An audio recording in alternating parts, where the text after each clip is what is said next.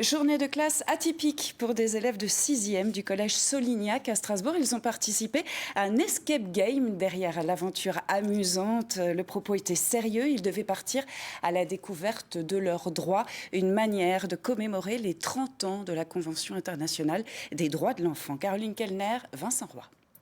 Ce jeu que je vais vous proposer aujourd'hui, c'est un jeu sur les droits de l'enfant. Vous en avez cité quelques-uns, le droit d'aller à l'école, le droit d'être en bonne santé, le droit de s'exprimer, voilà. C'est tout ça les droits de l'enfant.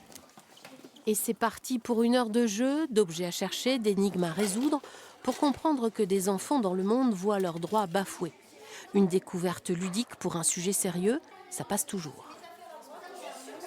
Tout le monde doit respecter les droits de l'enfant parce que c'est important et chacun doit avoir sa liberté, doit partir à l'école, voilà, tout ce qui est important pour un enfant. En fait, on a appris sur le droit de l'égalité. En fait, même si les enfants sont handicapés, il faut quand même les respecter. Ils ont le droit d'aller à l'école, même sur la pauvreté, ils ont le droit. Et voilà.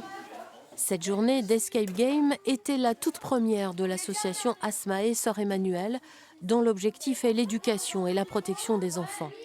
À l'occasion des 30 ans de la Convention internationale des droits de l'enfant, l'association a choisi cette formule pour son Tour de France. Alors, ce que je vous propose maintenant, c'est que chaque équipe rejoigne sa table et on fait le point sur nos découvertes. Nous, notre objectif, c'est qu'au-delà de l'amusement, ils puissent manipuler différents supports pédagogiques qui vont leur transmettre des connaissances concrètes sur les droits de l'enfant et sur les inégalités, surtout, qui peuvent exister dans l'application des droits à travers le monde. Donc, ils vont pouvoir découvrir la vie de 5 jeunes enfants vivant dans 5 pays et dans des situations un petit peu compliquées vis-à-vis des droits de l'enfant.